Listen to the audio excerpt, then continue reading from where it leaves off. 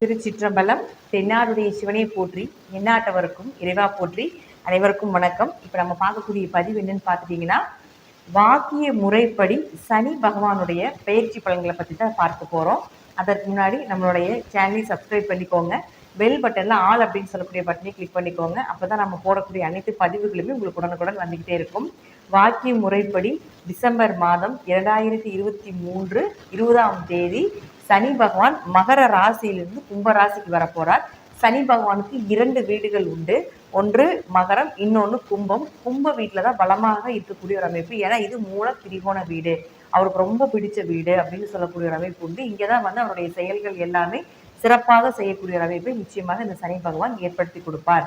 அது மட்டும் இல்லாமல் வாக்கிய முறை அப்படிங்கிறது பார்த்துட்டிங்கன்னா, சித்தர்களால வாக்கால சொல்லப்பட்டது.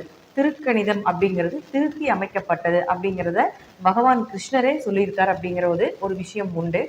அடுத்த விஷயம் பார்த்தீங்கன்னா, சனி பகவானுக்கு இருக்கக்கூடிய இடத்தை கொடுப்பார், அதே போல பார்க்கக்கூடிய இடத்தை கெடுப்பார் அப்படிங்கிற அமைப்பு உண்டு.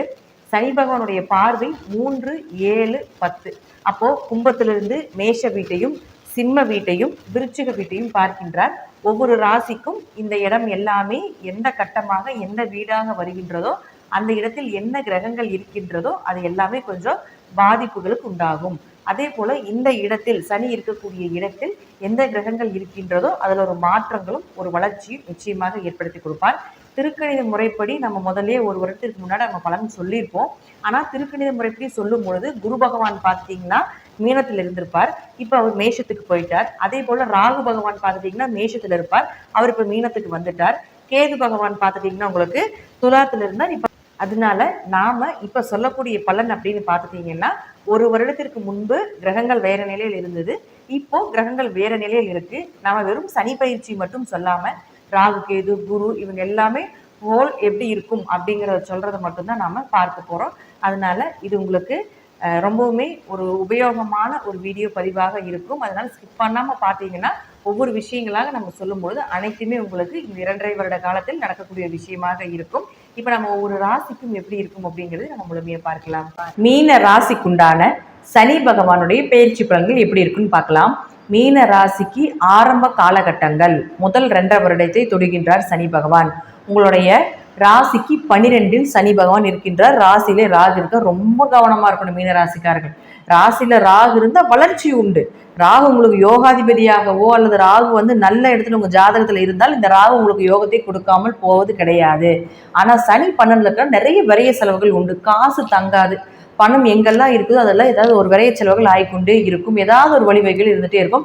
அது சுப விரயமாக பண்ணும் பொழுது அநாத ஆசிரமத்துக்கோ கோவிலுக்கோ ஏதாவது ஒரு விஷயத்துக்கு பண்ணும் பொழுது நிச்சயமாக அது உங்கள் உடம்புல இருக்கக்கூடிய பிரச்சனைகள், நோய் சம்பந்தப்பட்ட பிரச்சனைகள், கடன் வம்பு வழக்குகள் சம்பந்தப்பட்ட பிரச்சனைகள் எல்லாமே விலகிவிடும். அதனால சுப விரயங்களாக பண்ணிடுங்க. அப்படி எப்படியும் விரயமாகத்தான் போகுது.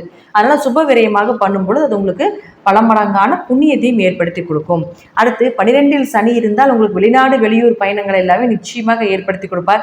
யாராவது வெளிநாடு போகலான் இருக்கீங்க அப்படின்னா இந்த காலகட்டங்கள் போகும்பொழுது உங்களுக்கு அது ஒரு நல்ல ஒரு தொழில் ரீதியாகவோ படிப்பு ரீதியாகவோ எதற்காக நீங்கள் வெளிநாடு போனீங்கனாலும் அதற்குண்டான வெற்றிகளை ஏற்படுத்தி கொடுப்பார்.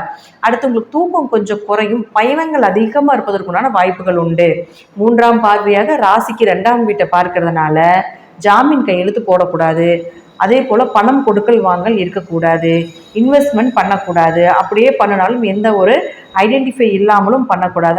அத்தாட்சி இல்லாமல் எதுவுமே பண்ணக்கூடாது. இதெல்லாம் நீங்கள் கொஞ்சம் கவனமாக இருக்க வேண்டும். அடுத்து 7ஆம் பார்வையை உங்களுடைய 6ஆம் வீட்டை பார்ப்பார். அப்போ கடன் வம்பு வழக்குகள் ஏதாவது ஒரு நோய் தொந்தரவுகளையும் ஏற்படுத்தி கொடுப்பார். உத்தியோக மாற்றங்கள், வேலை மாற்றங்கள், டிரான்ஸ்ஃபர் சம்பந்தப்பட்ட விஷயங்கள் இதை எல்லாமே நிச்சயமாக ஏற்படுத்தி கொடுப்பார். ஒரு இடத்தை விட்டு நிச்சயமாக மாறுறதுக்குண்டான வாய்ப்பையும் ஏற்படுத்தி கொடுப்பார். அடுத்து பார்த்துட்டிங்கன்னா உங்களுக்கு 10ஆம் பார்வையாக 9ஆம் வீட்டை பார்க்கும் பொழுது தந்தைக்கு ஏதாவது உடல்நிலை கோளாறுகள், தந்தைக்கு உங்களுக்கு ஏதாவது சண்டை சச்சரவு பிரச்சனைகள், பூர்வீகம் சார்ந்த ஒரு சொத்து பிரச்சனைக்கு ஒரு நல்ல தீர்வுகள் இதெல்லாமே கிடைப்பதற்குண்டான வாய்ப்புகள் உண்டு. யாராவது பூர்வீகத்தை விட்டு வெளியே போகலான்ட்டு இருந்தீங்கன்னா இந்த காலகட்டங்கள் அது உங்களுக்கு சாதகமாக இருக்கும். எப்படியும் பூர்வீகத்தில் பிரச்சனைகளை கொடுக்கும். அப்போ வெளியே போகணும், பூர்வீகம் ஸ்தானம் சரியில்லை அப்படின்னா நிச்சயமாக வெளியேற்றக்கூடிய ஒரு அமைப்பையும் நிச்சயமாக இந்த சனி பகவான் ஏற்படுத்தி கொடுப்பார். தீர்த்த யாத்திரை போகக்கூடிய ஒரு அமைப்பு, கோவில் பணி செய்வது, கட்டுமான பணி செய்வது, உழவார் பணி செய்வது இதெல்லாமே இந்த காலகட்டத்தில் நடப்பதற்குண்டான வாய்ப்பையும் ஏற்படுத்தி கொடுப்பார். சனி பகவான் ஃபர்ஸ்ட் ஆஃப் அப்படிங்கிறத 3 பாகமும் பிரிக்கணும். 7.5 வருஷத்தை 2.5 வருஷமா பிரிக்கிறதுனால ஃபர்ஸ்ட் ஆஃப் மூலமாக கண்டிப்பாக விரைய செலவுகள், பணம் முடங்குவதற்குண்டான வாய்ப்புகள் இதெல்லாமே உண்டு. வேலையிலையும் பிரச்சனைகளை கொடுப்பாரு. ஸோ இது மாதிரி விஷயத்தில் கொஞ்சம் கவனமாக இருப்பது ஒரு சிறப்பான அமைப்பாக இருக்கும். வெளிநாடுக்கு சிறப்பான அமைப்பு. லக்னத்தில் ராகு இருக்கிறது, ராசியில் ராகு இருக்கிறதுனால வெளிநாடு போகிறதுக்கு ஒரு நல்ல வேலை வாய்ப்புகளையும் ஏற்படுத்தி கொடுப்பதிலையும் மாற்றமே இல்லை. நன்றி. மீண்டும் ஒரு நல்ல பதிவில் சந்திக்கலாம். திருச்சிற்றம்பலம், தில்லையம்பலம், ஸ்ரீ நரசிம்ம திருவடிகளே சரணம். ஸ்ரீ குபேரன் டிவியை பார்த்தமைக்கு நன்றிகள். மேலும் இது போன்ற தகவல்களை தெரிந்து கொள்ள ஸ்ரீ குபேரன் டிவியை சப்ஸ்கிரைப் செய்யுங்கள். மறக்காமல் பெல் ஐக்கானை கிளிக் செய்யுங்கள்.